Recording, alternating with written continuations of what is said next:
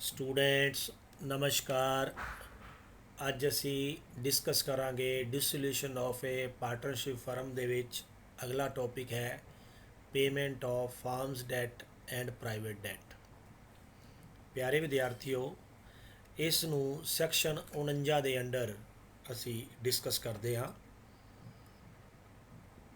ਸਭ ਤੋਂ ਪਹਿਲਾਂ ਨੇ ਸਾਡੇ ਕੋਲ ਫਰਮ ਦੇ debts which the firm owes to outsiders are called firm's debt. Firm ਨੇ ਜਿਹੜੇ ਆਊਟਸਾਈਡਰ ਦੇ ਪੈਸੇ ਦੇਣੇ ਹਨ, ਥਰਡ ਪਾਰਟੀ ਦੀ ਪੇਮੈਂਟ ਕਰਨੀ ਹੈ, ਉਹਨਾਂ ਤੋਂ ਜਿਹੜਾ ਕਰਜ਼ ਲਿੱਤਾ ਹੈ ਉਸ ਨੂੰ ਅਸੀਂ ਫਰਮ ਦਾ ਕਰਜ਼ ਕਹਿੰਦੇ ਹਾਂ। ਲੇਕਿਨ ਜਿਹੜਾ ਨਿੱਜੀ ਕਰਜ਼ ਪ੍ਰਾਈਵੇਟ ਡੈਟ ਹੈ, debts which partner owes in his personal capacity are called private debt. ਕਿਸੇ ਪਾਰਟਨਰ ਨੇ ਆਪਦਾ ਨਿੱਜੀ ਤੌਰ 'ਤੇ ਕੋਈ ਕਰਜ਼ਾ ਲਿਆ ਹੋਇਆ ਹੈ ਤਾਂ ਪਿਆਰੇ ਵਿਦਿਆਰਥੀਓ ਉਸ ਨੂੰ ਨਿੱਜੀ ਕਰਜ਼ ਜਾਂ ਪ੍ਰਾਈਵੇਟ ਡੈਟ ਦੇ ਨਾਮ ਨਾਲ ਜਾਣਦੇ ਹਾਂ। ਐਗਜ਼ਾਮੀਨੇਸ਼ਨ ਪੁਆਇੰਟ ਆਫ ਵਿਊ ਤੋਂ ਬੜਾ ਹੀ ਇੰਪੋਰਟੈਂਟ ਹੈ 4 ਨੰਬਰ ਦਾ। ਹੁਣ ਅਸੀਂ ਅੱਗੇ ਜਾ ਕੇ ਇਸ ਬਾਰੇ ਡਿਫਰੈਂਸ ਕਰਾਂਗੇ ਜੀ। Difference between firm's debt and private debt. Firm ਦੇ ਕਰਜ਼ ਤੇ ਨਿੱਜੀ ਕਰਜ਼ ਵਿੱਚ ਕੀ ਅੰਤਰ ਹੈ? Firm debt refers to the debts payable by the firm to outsider. ਜਿਹੜੀ ਫਰਮ ਹੈ ਉਹ ਜਿਹੜੇ ਬਾਹਰਲੇ ਲੋਕ ਨੇ, ਆਊਟਸਾਈਡਰ ਨੇ, ਉਹਨਾਂ ਨੂੰ ਪੇਬਲ ਕਰਨਾ ਹੁੰਦਾ ਹੈ। ਲੇਕਿਨ ਨਿੱਜੀ ਕਰਜ਼ ਜਿਹੜਾ refers to the debts payable by a partner to his personal capacity. ਉਹਨੇ ਆਪਣੀ ਵਿਅਕਤੀਗਤ ਕੈਪੈਸਿਟੀ ਦੇ ਵਿੱਚ ਪੇ ਕਰਨਾ ਹੁੰਦਾ ਹੈ। ਯਾਨੀ ਕਿ ਜਿਹੜਾ ਪ੍ਰਾਈਵੇਟ ਡੈਟ ਹੈ ਇਹ ਇੱਕ ਪਾਰਟਨਰ ਨੇ, ਸਾਂਝੇਦਾਰ ਨੇ ਆਦੇ ਨਿੱਜੀ ਤੌਰ 'ਤੇ ਪੇ ਕਰਨਾ ਹੈ, ਲੇਕਿਨ ਉਹ ਵਾਲਾ ਫਰਮ ਨੇ ਪੇ ਕਰਨਾ ਹੈ। Number 2, for firms debt all partners are liable jointly and severally. ਜਿਹੜੇ ਸਾਡੇ ਕੋਲ ਸਾਰੇ ਪਾਰਟਨਰਸ ਨੇ ਉਹ ਰਲ ਕੇ ਇਕੱਠੇ ਹੋ ਕੇ ਉਹਨਾਂ ਨੇ ਉਹ ਲਾਇਬਲ ਨੇ ਇਸ ਡੈਟ ਨੂੰ ਦੇਣ ਲਈ। For private that's only the concerned partner is liable personally. ਲੇਕਿਨ ਨਿੱਜੀ ਕਰਜ਼ ਦੇ ਮਾਮਲੇ ਵਿੱਚ ਸਿਰਫ ਇਕੱਲਾ ਪਾਰਟਨਰ ਹੀ ਜ਼ਿੰਮੇਵਾਰ ਹੈ। Number 3, firm's property is applied firm towards payment of firm's debt. Firm ਦੀ ਪ੍ਰੋਪਰਟੀ ਨੂੰ ਫਰਮ ਦਾ ਕਰਜ਼ ਦੇਣ ਦੇ ਵਿੱਚ ਅਪਲਾਈ ਕੀਤਾ ਜਾ ਸਕਦਾ ਹੈ। ਬਟ ਇਨ ਕੇਸ ਨਿੱਜੀ ਕਰਜ਼ concerned partner share in excess of firm's property over firm's debt can be applied towards payment of his private debt। ਉਸ ਤੋਂ ਫਾਲਤੂ ਫਰਮ ਦੀ ਪ੍ਰੋਪਰਟੀ ਤੋਂ ਫਾਲਤੂ ਕੀ ਹੈ? Partners share in excess of firm's property over firm's debt. Firm ਦੇ debt ਤੋਂ ਬਾਅਦ can be applied towards payment of his private. ਫਿਰ ਉਸ ਤੋਂ ਬਾਅਦ ਜਿੰਨੇ ਪੈਸੇ ਬਚਦੇ ਨੇ ਫਿਰ ਪ੍ਰਾਈਵੇਟ ਡੈਟ ਦੇ ਲਈ, ਨਿੱਜੀ ਕਰਜ਼ ਦੇ ਲਈ ਭੁਗਤਾਨ ਕੀਤਾ ਜਾ ਸਕਦਾ ਹੈ। Number 4, surplus of partners private property over his private debt can be applied towards payment of firm debt. ਜਿਹੜਾ ਸਰਪਲਸ ਹੈ ਕਿੰਦਾ?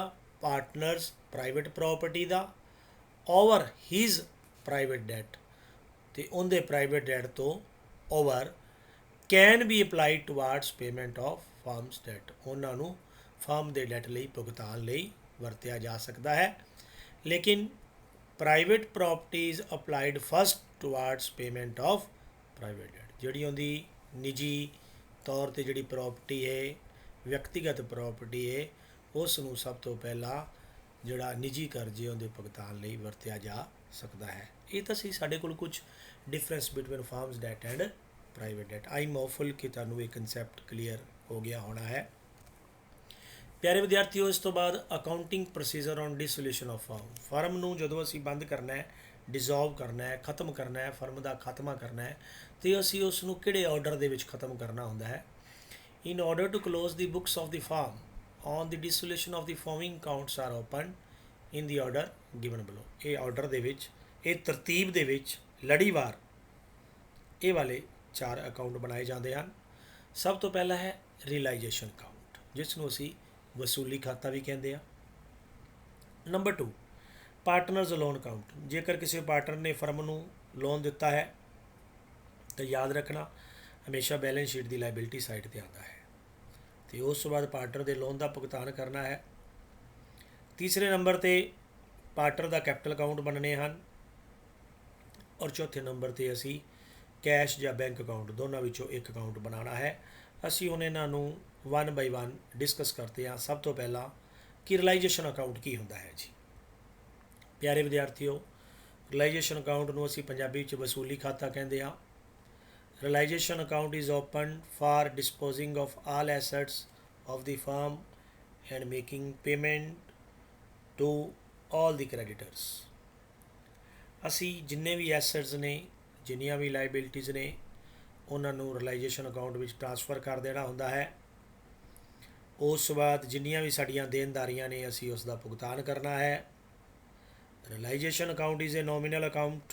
ਇੱਕ ਨੰਬਰ ਦਾ ਵੈਰੀ ਇੰਪੋਰਟੈਂਟ ਹੈ, ਅੰਡਰਲਾਈਨ ਕਰ ਲਓ, ਯਾਦ ਰੱਖਣਾ। ਰਿਅਲਾਈਜੇਸ਼ਨ ਅਕਾਊਂਟ ਇੱਕ ਨੋਮੀਨਲ ਅਕਾਊਂਟ ਹੁੰਦਾ ਹੈ and the object of such an account is to find out the profit or loss on realisation of assets and payment of liabilities. Assets ਨੂੰ ਵੇਚਣਾ ਹੈ, ਉਸ ਤੋਂ ਜਿੰਨੇ ਪੈਸੇ ਰਿਅਲਾਈਜ਼ ਹੋਣੇ ਹਨ, ਲਾਇਬਿਲਿਟੀਜ਼ ਦਾ ਭੁਗਤਾਨ ਕਰਨਾ ਹੈ।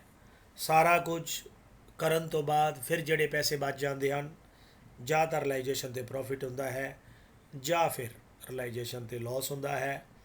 ਜਦੋਂ ਅਸੀਂ ਇਸ ਨੂੰ ਅੱਗੇ ਜਾ ਕੇ ਪ੍ਰੈਕਟੀਕਲੀ ਕਰਾਂਗੇ ਤਾਂ ਸਾਨੂੰ ਹੋਰ ਕਲੀਅਰ ਹੋ ਜਾਏਗਾ। ਅਸੀਂ ਇੱਕ ਵਾਰ ਇਹ ਯਾਦ ਰੱਖਣਾ ਹੈ ਕਿ ਜਿੰਨੇ ਵੀ ਐਸੈਟਸ ਅਤੇ ਲਾਇਬਿਲਿਟੀ ਹਨ, ਉਹਨਾਂ ਨੂੰ ਸਭ ਤੋਂ ਪਹਿਲਾਂ ਰਿਅਲਾਈਜੇਸ਼ਨ ਅਕਾਊਂਟ ਦੇ ਵਿੱਚ ਸ਼ਿਫਟ ਕਰਨਾ ਹੈ, ਟ੍ਰਾਂਸਫਰ ਕਰਨਾ ਹੈ। ਰਿਅਲਾਈਜੇਸ਼ਨ ਅਕਾਊਂਟ ਨੂੰ ਨੋਮੀਨਲ ਅਕਾਊਂਟ ਵੀ ਕਿਹਾ ਜਾਂਦਾ ਹੈ, ਔਰ ਜਿੰਨੇ ਐਸੈਟਸ ਤੋਂ ਪੈਸੇ ਆਏ ਔਰ ਜਿੰਨੀਆਂ ਲਾਇਬਿਲਿਟੀਜ਼ ਦਾ ਭੁਗਤਾਨ ਕੀਤਾ, ਉਹਦੇ ਬਚਣ ਤੋਂ ਬਾਅਦ ਜਿੰਨੇ ਪੈਸੇ ਬਚ ਜਾਣਗੇ ਦੈਟ ਵਿਲ ਬੀ ਪ੍ਰੋਫਿਟ। ਜੇ ਕੱਟ ਜਾਣਗੇ ਤਾਂ ਦੇਰ ਵਿਲ ਬੀ ਏ ਲਾਸ। ਆਪ ਜੀ ਨੇ ਇੰਨਾ ਹੀ ਯਾਦ ਰੱਖਣਾ ਹੈ ਜੀ। ਨੰਬਰ 2 'ਤੇ ਹੈ partners loan account. If a partner has given any loan to the firm, his loan will be paid off after all the outside liabilities are paid in full। ਅਸੀਂ ਸਭ ਤੋਂ ਪਹਿਲਾਂ ਦੇਣਦਾਰੀਆਂ ਦਾ ਭੁਗਤਾਨ ਕਰਨਾ ਹੈ। ਦੇਣਦਾਰੀਆਂ ਦਾ ਭੁਗਤਾਨ ਕਰਨ ਤੋਂ ਬਾਅਦ ਫਿਰ ਜਿਹੜਾ ਪਾਰਟਨਰ ਨੇ ਫਰਮ ਨੂੰ ਲੋਨ ਦਿੱਤਾ ਹੈ ਉਸ ਦਾ ਭੁਗਤਾਨ ਕੀਤਾ ਜਾਣਾ ਹੈ। ਯਾਦ ਰੱਖਣਾ, ਪਾਰਟਨਰ ਦਾ ਲੋਨ ਜਿੱਥੇ ਵੀ ਆਏਗਾ ਸਾਡੀ ਬੈਲੈਂਸ ਸ਼ੀਟ ਦੀ ਲਾਇਬਿਲਿਟੀ ਸਾਈਡ 'ਤੇ ਹੋਏਗਾ, because it is a liability for the firm. Partner's loan account is not transferred to realization account and his loan account is prepared separately। ਔਰ ਇਸ ਗੱਲ ਦਾ ਵੀ ਯਾਦ ਰੱਖਣਾ ਹੈ ਕਿ ਪਾਰਟਨਰ ਦੇ ਲੋਨ ਅਕਾਊਂਟ ਨੂੰ ਕਦੇ ਵੀ ਰਿਅਲਾਈਜੇਸ਼ਨ ਅਕਾਊਂਟ ਵਿੱਚ ਟ੍ਰਾਂਸਫਰ ਨਹੀਂ ਕੀਤਾ ਜਾਂਦਾ, ਔਰ ਇਸ ਨੂੰ ਅਲੱਗ ਤੌਰ 'ਤੇ ਸੈਪਰੇਟ ਤੌਰ 'ਤੇ ਬਣਾਇਆ ਜਾਂਦਾ ਹੈ। ਇਹ ਤਾਂ ਸੀ ਪਾਰਟਨਰਜ਼ ਲੋਨ ਅਕਾਊਂਟ। ਤੀਸਰੇ ਨੰਬਰ 'ਤੇ ਹੈ ਪਿਆਰੇ ਵਿਦਿਆਰਥੀਓ partners capital account. After the transfer of profit or loss on realization, undistributed profits, reserves, etc. to the capital accounts of the partner, the balance of capital account are closed with debits balance ਜਾਂ credit balance of his account। ਇਸ ਦਾ ਕੀ ਅਰਥ ਹੈ ਕਿ ਅਸੀਂ partner ਦੇ capital account ਬਣਾਉਣੇ ਹਨ, but ਅਸੀਂ ਇਹਨਾਂ ਨੂੰ ਕਲੋਜ਼ ਕਿਵੇਂ ਕਰਨਾ ਹੈ, ਜਾਂ ਟੂ ਕੈਸ਼ ਨਾਲ ਜਾਂ ਬਾਈ ਕੈਸ਼ ਨਾਲ। ਕਾਰਨ, ਕਿਉਂਕਿ ਅਸੀਂ ਫਰਮ ਬੰਦ ਕਰਨ ਜਾ ਰਹੇ ਹਾਂ। ਜਦੋਂ ਅਸੀਂ ਫਰਮ ਬੰਦ ਕਰਨ ਜਾ ਰਹੇ ਹਾਂ ਤਾਂ ਪਾਰਟਨਰ ਦੇ ਕੈਪੀਟਲ ਅਕਾਊਂਟ ਵੀ ਕਲੋਜ਼ ਕੀਤੇ ਜਾਣਗੇ। ਜੇ ਕਿਸੇ ਪਾਰਟਨਰ ਨੂੰ ਪੈਸੇ ਦੇਣੇ ਆਉਂਦੇ ਨੇ ਤਾਂ ਟੂ ਕੈਸ਼ ਜਾਂ ਟੂ ਬੈਂਕ ਲਿਖ ਦਾਂਗੇ। ਜੇ ਉਹਨਾਂ ਕੋਲ ਪੈਸੇ ਲੈਣੇ ਆਉਂਦੇ ਨੇ ਬਾਈ ਕੈਸ਼ ਜਾਂ ਬਾਈ ਬੈਂਕ ਦੇ ਨਾਲ ਅਸੀਂ ਉਸ ਨੂੰ ਰਾਈਟ ਕਰਾਂਗੇ। ਅਤੇ ਅਸੀਂ ਫਰਮ ਨੂੰ ਬੰਦ ਕਰਨ ਜਾ ਰਹੇ ਹਾਂ, ਦੈਟਸ ਵਾਈ ਅਸੀਂ ਜਾਂ ਕੈਸ਼ ਦੇ ਦਾਂਗੇ ਜਾਂ ਪਾਰਟਨਰ ਕੋਲੋਂ ਕੈਸ਼ ਲੈ ਲਾਂਗੇ ਔਰ ਅਕਾਊਂਟ ਨੂੰ ਕਲੋਜ਼ ਕਰ ਦਾਂਗੇ, ਬੰਦ ਕਰ ਦਾਂਗੇ ਜੀ। ਔਰ ਸਾਡਾ ਲਾਸਟ ਸਟੈਪ ਹੈ ਕੈਸ਼ ਜਾਂ ਬੈਂਕ ਅਕਾਊਂਟ ਨੂੰ ਬਣਾਉਣਾ। Opening balance of cash and bank and all the receipts are entered on the debit side of this account. ਪਿਆਰੇ ਵਿਦਿਆਰਥੀਓ, ਕੈਸ਼ ਜਾਂ ਬੈਂਕ ਸਾਡਾ ਐਸਡ ਹੈ ਔਰ ਅਸੀਂ ਸਾਰੇ ਡੈਬਿਟ ਬੈਲੈਂਸ ਹੋਣ ਕਰਕੇ ਇਸ ਨੂੰ ਅਸੀਂ ਟੂ ਬੈਲੈਂਸ ਬਰੋਡ ਡਾਊਨ ਲਿਖਦੇ ਹਾਂ। ਓਪਨਿੰਗ ਬੈਲੈਂਸ ਨੂੰ ਸਭ ਤੋਂ ਪਹਿਲਾਂ ਟੂ ਬੈਲੈਂਸ ਬਰੋਡ ਡਾਊਨ ਲਿਖਾਂਗੇ। ਜਿੰਨੇ ਵੀ ਪੈਸੇ ਆਉਣਗੇ ਸਾਰਿਆਂ ਨੂੰ ਅਸੀਂ ਡੈਬਿਟ ਸਾਈਡ ਤੇ ਸ਼ੋ ਕਰਾਂਗੇ। And all the payments are entered on the credit side of this account. ਅਤੇ ਜਿੰਨੇ ਵੀ ਭੁਗਤਾਨ ਕੀਤੇ ਨੇ, ਜਿੰਨੀਆਂ ਵੀ ਪੇਮੈਂਟਸ ਕੀਤੀਆਂ ਨੇ, ਉਹਨਾਂ ਨੂੰ ਅਸੀਂ ਬਾਈ ਵਾਲੀ ਸਾਈਡ ਤੇ, ਕ੍ਰੈਡਿਟ ਵਾਲੀ ਸਾਈਡ ਤੇ ਲਿਖਾਂਗੇ ਜੀ। The total of both sides of this account must be equal. ਦੋਨੋਂ ਸਾਈਡ ਦਾ ਟੋਟਲ ਬਰਾਬਰ ਹੋਣਾ ਚਾਹੀਦਾ ਹੈ, ਕਿਉਂਕਿ ਸਾਡਾ ਇਹ ਲਾਸਟ ਅਕਾਊਂਟ ਹੈ ਡਿਸੋਲਿਊਸ਼ਨ ਵਿੱਚ। ਅਸੀਂ ਹੁਣ ਫਰਮ ਨੂੰ ਬੰਦ ਕਰ ਦੇਣਾ ਹੈ, ਫਰਮ ਦਾ ਬਿਜ਼ਨਸ ਕਲੋਜ਼ ਹੋ ਜਾਣਾ ਹੈ। In this way this account also helps in the verification of arithmetical accuracy of the accounts.